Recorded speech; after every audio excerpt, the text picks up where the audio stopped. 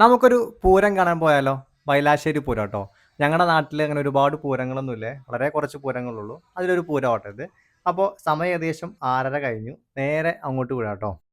ഈ ഒരു പൂരത്തിന് പോകാനുള്ള പ്രധാന കാരണം ഇവിടെ ആനകളുണ്ട്. മൊത്തത്തിൽ 5 ആനകൾ ഇന്നിവിടെ ഉണ്ട്.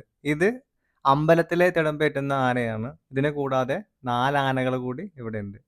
അപ്പോൾ ഇനി നമുക്ക് കാഴ്ചകളിലേക്ക് കിടക്കാം ട്ടോ. തിടമ്പ് കയറ്റാനും അതേപോലെ ആളുകൾ ഇനിയും ആനപ്പുറത്തേക്ക് കയറാനുണ്ട്. അങ്ങനെ കയറാൻ വേണ്ടിയിട്ട് ആനപ്പാപ്പൻ ചെയ്യുന്നൊരു വിദ്യ ഉണ്ടോ, ശരിക്ക് ഇങ്ങനെയൊന്നും അല്ല കേട്ടോ. നമ്മുടെ തെച്ചിക്കാട് രാമചന്ദ്രനും ഒരുപാട് ആനകളെ കുറിച്ചൊക്കെ നമ്മൾ വീഡിയോസ് കാണുന്നതാണ്. അതിലൊന്നും ഇങ്ങനെയല്ല കേട്ടോ ആനപ്പാപ്പന്മാർ ചെയ്യുന്നത്. ഓരോ ആനകൾക്കും ഓരോ രീതിയായിരിക്കും ചിലപ്പോൾ. അതുകൊണ്ടായിരിക്കണം പാപ്പാൻ ഇങ്ങനെ ചെയ്യുന്നത്. എന്തോ അറിയില്ല കേട്ടോ.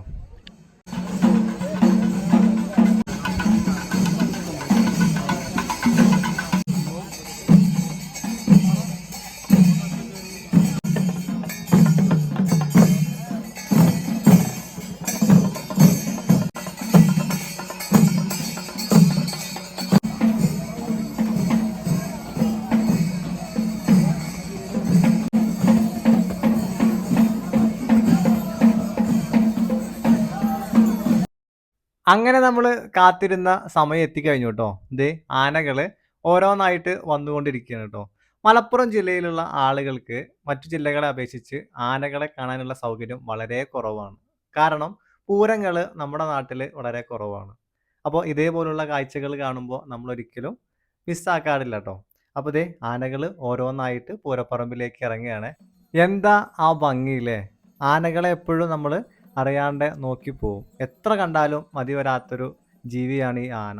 ആരോ പറഞ്ഞിട്ടുണ്ട്, കടലിനെയും ആനയെയും കണ്ടു കഴിഞ്ഞാൽ നമുക്ക് ഒരിക്കലും മടുക്കില്ല എന്നുള്ളത്. സംഭവം സത്യമല്ലേ? അങ്ങനെ 5 ആനകൾ ഇതേ ആ ഒരു പടിക്കെട്ടുകൾ ഇറങ്ങി പൂരപ്പറമ്പിലേക്ക് നടക്കുകയാണ് കേട്ടോ. ഓരോന്നും വളരെ ശ്രദ്ധയോട് കൂടിയിട്ട് അതിൻ്റെ കാലുള്ള ചെങ്ങലയൊക്കെ അങ്ങോട്ടും ഇങ്ങോട്ടൊക്കെ വലിച്ച് പതുക്കെ ഇറങ്ങി പോകുന്ന കാഴ്ചയാണ് കാണുന്നത്. ആനകൾ ഇറങ്ങിയതിൻ്റെ കൂടെ തന്നെ ആൾക്കാരും ദേ പൂരപ്പറമ്പിലേക്ക് പോവുക. ഇനി അവിടെയാട്ടോ ബാക്കി കളികളൊക്കെ.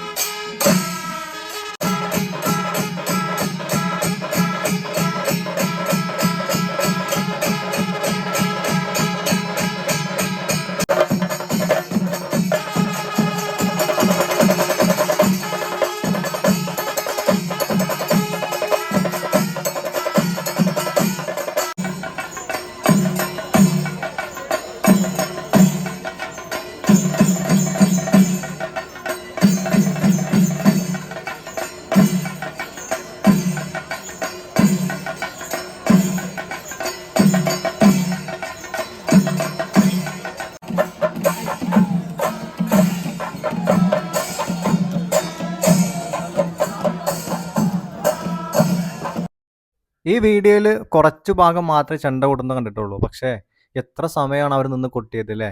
അവരെ സമ്മതിക്കണേ. ഇത് ആനകൾ തിരിച്ച് അമ്പലത്തിലേക്ക് പോകുന്ന കാഴ്ചകളാട്ടെ കാണുന്നത്.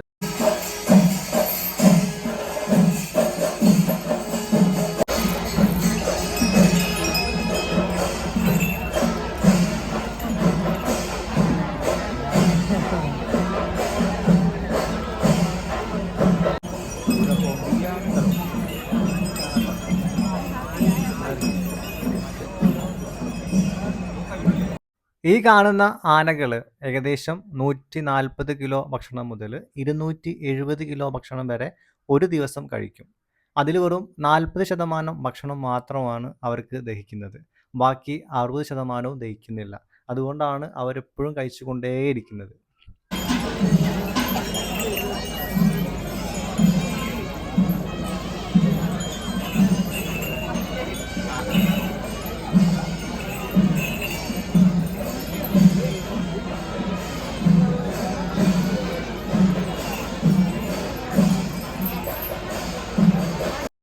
അങ്ങനെ ആനകളും ആളുകളും ദേ തിരിച്ചു പോവുകയാണ്. ഇനി നമുക്കവിടെ പ്രത്യേകിച്ച് കാഴ്ചകളൊന്നുമില്ല. നമ്മള് ഓഫീസ് നേരെ വന്നതാണ്. അതുകൊണ്ട് തന്നെ നല്ല വിശപ്പ് വെശക്കുന്നുണ്ട്. അപ്പൊ നമുക്ക് എന്തേലും കഴിക്കണം എന്നുള്ള രീതിയിൽ പോയതാണ്. അപ്പൊ ഓംപ്ലേറ്റ് മാത്രമേ ഉള്ളൂ ട്ടോ. അപ്പൊ ദേ നമ്മള് പറഞ്ഞേ നമുക്കും അടിപൊളി ഒരു ഓംപ്ലേറ്റ് തന്നു. സംഭവം കിടു ട്ടോ. നല്ല രസമുണ്ടായിരുന്നേ. ഇനി നമുക്ക് തിരിച്ച് വീട്ടിൽ പോകാനുള്ള സമയമായി. വീട്ടിലേക്ക് കുറച്ച് സാധനങ്ങളും കൂടെ വാങ്ങിച്ച് നമുക്ക് നേരെ വീട്ടിലേക്ക് പോകാട്ടോ. അപ്പോൾ ഒരുപാട് കാലത്തിന് ശേഷമാട്ടോ നമ്മൾ ഈ ഒരു പൂരത്തിന് വരുന്നത്. കഴിഞ്ഞ വർഷമോ അതിൻ്റെ മുന്നത്തെ വർഷമൊന്നും വന്നിട്ടില്ലായിരുന്നു ട്ടോ. ഏതായാലും സംഭവം അടിപൊളിയായി. അങ്ങനെ ദേ നമ്മുടെ വീട്ടിലേക്കുള്ള ജിലേബിയും അതേപോലെ തന്നെ ഹൽവയൊക്കെ വാങ്ങിച്ച് നമ്മൾ ദേ തിരിച്ച് വീട്ടിലേക്ക് പോവുകയാണേ.